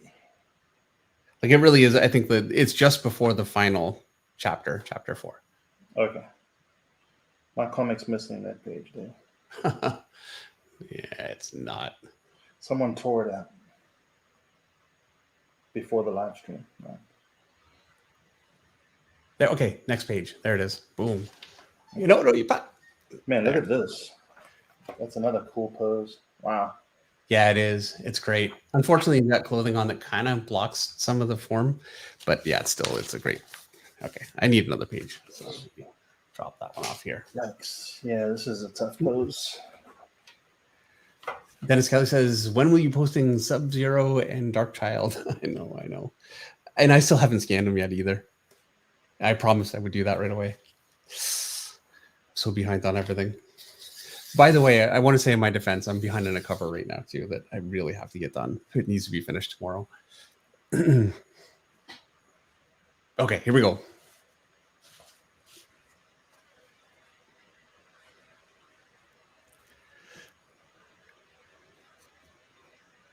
So it almost feels a little counterintuitive. I'm starting with the chest here, but you really don't see the chest.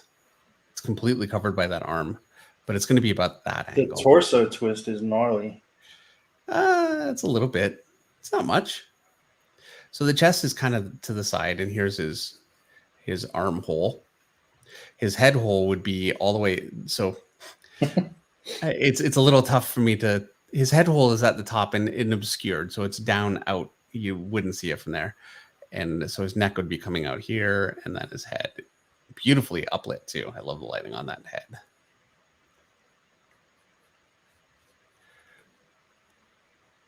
And this is a place where I think it's actually really useful to at least sketch in a little bit of the face just to get that angle really well established. Make sure that it works. All right. And then, yeah, his pelvis is kind of curved just a little bit more. It's not much of a turn. I definitely find. I think we need a tutorial video on torso twist. Yeah, and I just don't understand how to do it better because like it's not much of a turn at all. He's starting out here and then just kind of curving around here just a little bit. It's not much.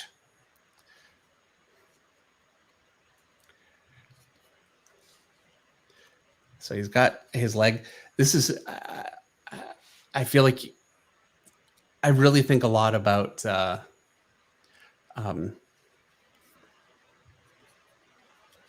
the stream we did this summer with Eric Canetti. That's what I was thinking, drawing this leg over here. It really comes out big, and I don't do this enough. It's so effective. Like, look at that leg just come right out.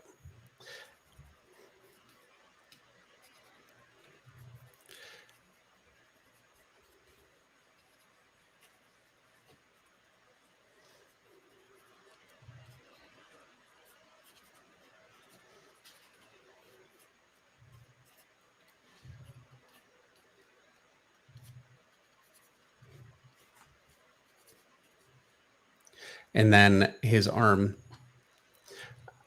I think the easiest way for me to do this is to put his hand where his hand goes and then draw the arm to the body.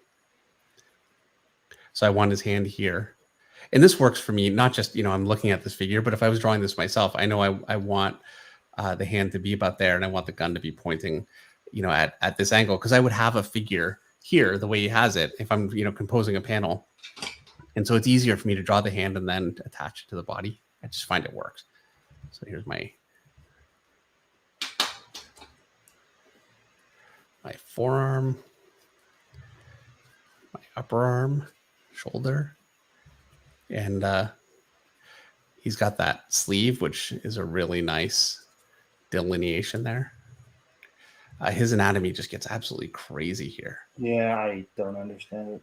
And there are times, I will admit, as in I don't know how to wrap my mind around it. Not that it's it's great, but it's his own, and I couldn't make it work for me back in the day. And there are times where it really works for me and times that it doesn't. And I've known when to kind of just, say, okay, it's not going to work for me.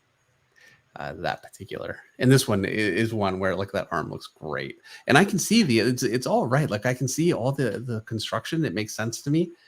I just can't do it.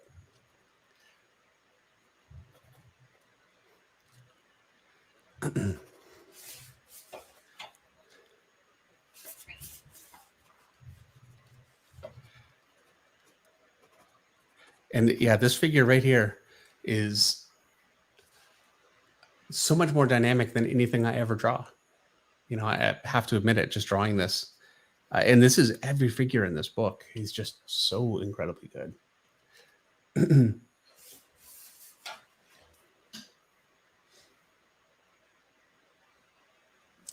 Postmaster says, very imposing. Allison Glone says, that gun is fantastic. Yeah, it's great. This is why everybody loved the early 90s. Guns like that and shots like that. And I really recommend this figure here even. And while you're finishing up your figure, I'm just going to draw this tiny little figure here because it's such a great figure. I'm just going to quickly do it. So don't even worry about doing this one, Eric, but so his head's here. And I'm just doing a quick gesture. I'm not even really going to, go into, I'm not going to make this a whole big deal, but I just want to show you what I do with this stuff and encourage you to do this. And it doesn't have to be Carlos Pacheco. I highly recommend that it is because he's so good. But there are so many incredible artists out there. And any artist that you like, you get so much more from it by doing this than just by looking at their work.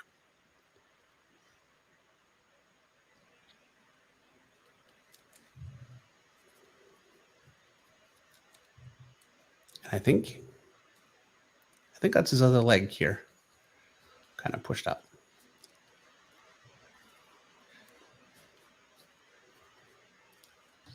But yeah, there you go. It's a very, very simple figure, but I'll go through and draw all of these figures because they're all so well done. And by the end of it, after a few hours of doing this, I start to get a real feel for it, and I can start creating figures that are a little bit more like this on my own. And then I forget again, but it always adds. Excuse me. Brickman 101 says George Bridgman rules. Yeah, for sure. And Postmaster says it looks like Dave smashed his right thumbnail. Yeah, you know what? This is coming out of a hotel room. I was trying to grab the do not disturb sign. I had it in my hand and the door closed on my hand.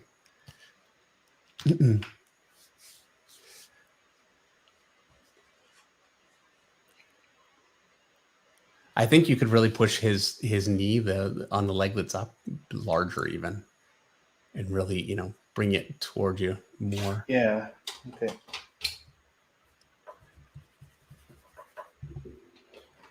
Rich Ware says, "I love Will Spatacio's Bishop most." Yeah, well, it's really Wilson's character.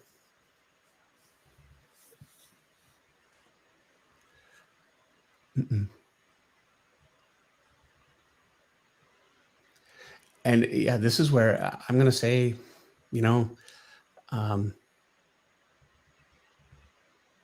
okay, you know what I think will make a big difference? you're drawing that knee pretty small, and he's got a massive knee on the end of there. So I really Okay. tried to, get the volume of that knee. I Okay. think that'll make a big difference. Is really draw it as like a big ball at the end of that thing, and that'll start to look at that. And it's so much bigger than you would normally do it, but Yeah. and Elizabeth says, would you also recommend drawing figures from manga? Yeah, for sure. I mean, and I do, by the way, draw some figures from manga. It's not like, as a matter of fact, I've got folders full of really great stuff that I look at all the time. One of my favorites is Ippo boxing. Probably the coolest hand-to-hand combat shots, the most dynamic I've ever seen. K-Pack says, David, what's the best way to study how to draw comic pages, like action or just story flow? Well, both. They both need to work in combination with each other. I know that sounds like a pat answer, but it is very much true. You're flowing from panel to panel. You want to make sure that, like on a page like this, he's got a small shot with small figures. It's a relatively small panel.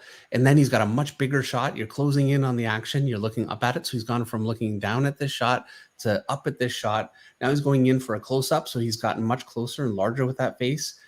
And now he's going to a much smaller panel. You're looking down at the figures. He's really changing up his shots and keeping it dynamic and interesting and flowing from one shot to another. And there are a million different ways to do it. It's all actually fairly simple. It's not like it's really arcane, difficult stuff to learn, but you really want to avoid the kinds of comics where you have, here's a page, and I've got panel 1, and I've got a figure here talking to a figure here. And then in panel 2, I've got a figure here talking to a figure here. And then, in panel 3, I'm going to do a close-up, but I'm not really going to pull in that much. And my angle is the same. And it just starts to get really boring. And I know it's an extreme example, but you see comics like this, and you really want to think, okay, so I'm going to do the same thing. So panel 1, I'm looking down at my figures. Here's one. I'm going to do something basically like what he's got here. Here's another figure. And they're looking at each other. Panel 2, I'm going to go in behind a figure here, and the other figure is here. And then panel 3, I'm going to reverse my shot, and I'm looking up at them. So here's my angle. Here's my other figure. And then in my last panel, maybe I'll close in. So one guy's like, now I'm cheating because I'm making up a story that suits what I want to do here. But, one guy is really yelling into the other guy's face, and you got an extreme close-up of both of them, and it really closes in. It's just more interesting done this way than done that way. And it could be even more interesting if I change my panel layout and said, okay, so I've got, that first panel, I'll do it the same, but now I'm going to do a massive panel here. And so I've got one figure, he's standing on the ground here, and the other one's behind him here, and I could do maybe some really cool kind of like Carlos Pacheco kind of framing, find something to do that with and do something really interesting. And then I've got another panel here, extreme close up, and just make it, and this is already so much more interesting than this even. But it's very simple to go from this to this. All right, Eric, let's move on. Okay. You're going too far. Noodling. Okay, so we're already at 10:54. I'm going to show you guys just a few rocks in the way that I've kind of learned. I've gone through a lot of iterations in the way that I draw rocks. But Carlos Pacheco's rocks are the first time in my career where I actually thought, okay, I have at least something that I like and that's working for me. And it's toward the end of the book.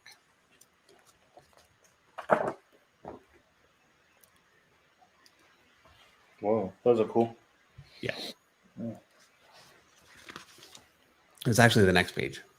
Oh, wow. And so it's these ones right here. Oh, the And next page over.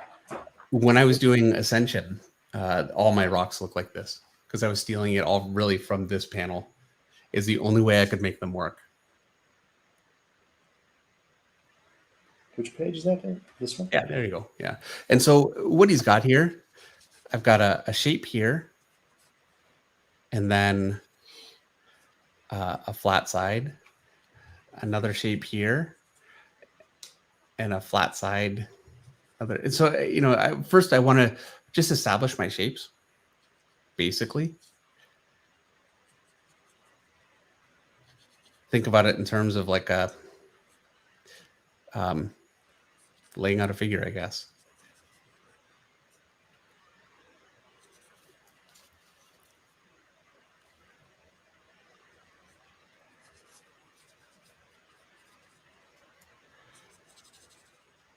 So there you go.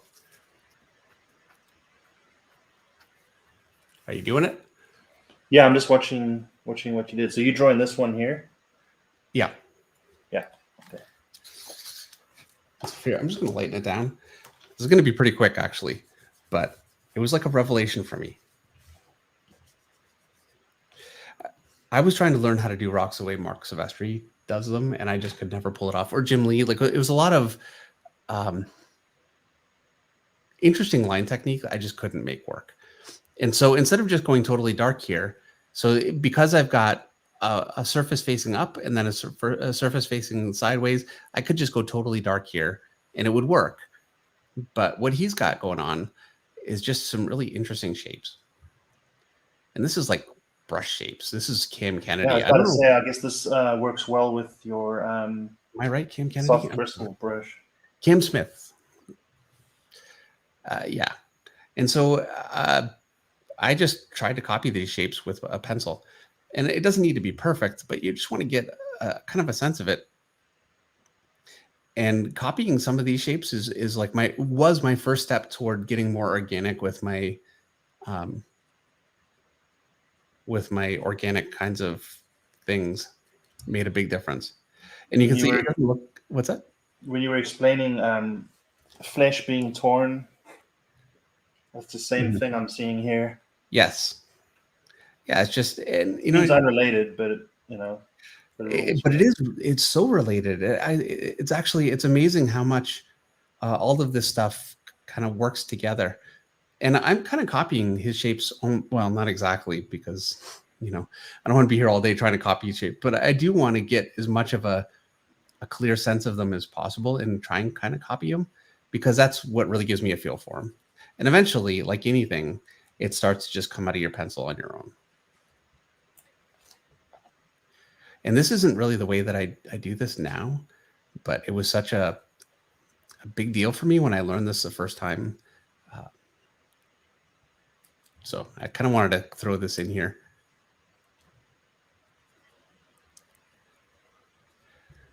It's actually amazing, Eric, the amount of brush techniques. Like, these are all just brush strokes that I would try to emulate with my pencil.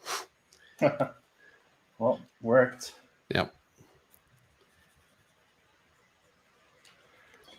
Yeah, I think with your Pentel brush, you can really make it play to make all these strokes. Yeah. Is that what you're actively thinking now when you ink? Is this? Yeah, a lot, actually. Yeah, it's amazing how, some of the first stuff that you look at, and I guess your first experience with kind of success with it working for you just stays with you forever. And so he's kind of cut off here.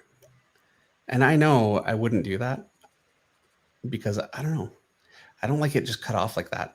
And so very quickly I end up going from I'm copying what's here to I'm starting to make my own decisions, but building on what I was looking at initially. Like I know I've got a line through here, like a ridge for the next thing, and I feel like I kind of lost that. So I just want to establish that just a little bit better. And that's really all there is to it. So not much, but it was a big thing for me. I don't know if that's even helpful for any of you at all watching that. Look like I'm just drawing some strange little shapes there. but it made a big difference for me. So I wanted to kind of share that with you guys too. Yeah, I mean, it's a pretty easy thing. It looks good. So that's really all there is to it. All right. So I think that's going to be it for our Carlos Pacheco study stream. Hang on, guys. Yeah, he'll definitely be missed. I wish I could have met him. Like, everything I hear was just he was a fantastic person. Yeah, he really was. He was a great guy, a great artist, and not just an influence, a big influence for me, but a big influence for, I'm kind of way over here, a big influence for a lot of artists from my generation, and hopefully from artists from the generation of a lot of you watching now that are learning how to draw, some of you younger artists or some of you older artists that are, kind of getting into the business now, and, trying to improve. I think he's absolutely one of the best, and a great human being that will be missed, I think, by all of us, and certainly by his family and all of his loved ones. So yeah, it means a lot to me to be able to do a tribute stream to him, but also really show you why his work is so important to me. And I hope I got that across as well as I could. These study streams are always a bit of they're my honest work through of what really matters to me the most about an artist's work when I'm doing it. And I hope that it's useful. I don't know that it always is. So much of it, it feels like kind of train of consciousness, like train of thought, they're really not planned. So I hope this was useful for you guys and you got a lot out of it. And I certainly hope that it would encourage you to look at his work yourself and get things out of it that I never have. And, I know, Eric, that you certainly got quite a bit out of this, I think, tonight. There were places where you struggled, which, again, I hate to say it, but I do love to see, because I know that's where you're really kind of growing. So yeah, really enjoyed it. All right. Well, thank you, everyone, for watching tonight. I really appreciate it. I hope you guys have a great weekend, and we'll see you on Monday. All right. Good night, everyone. Good night.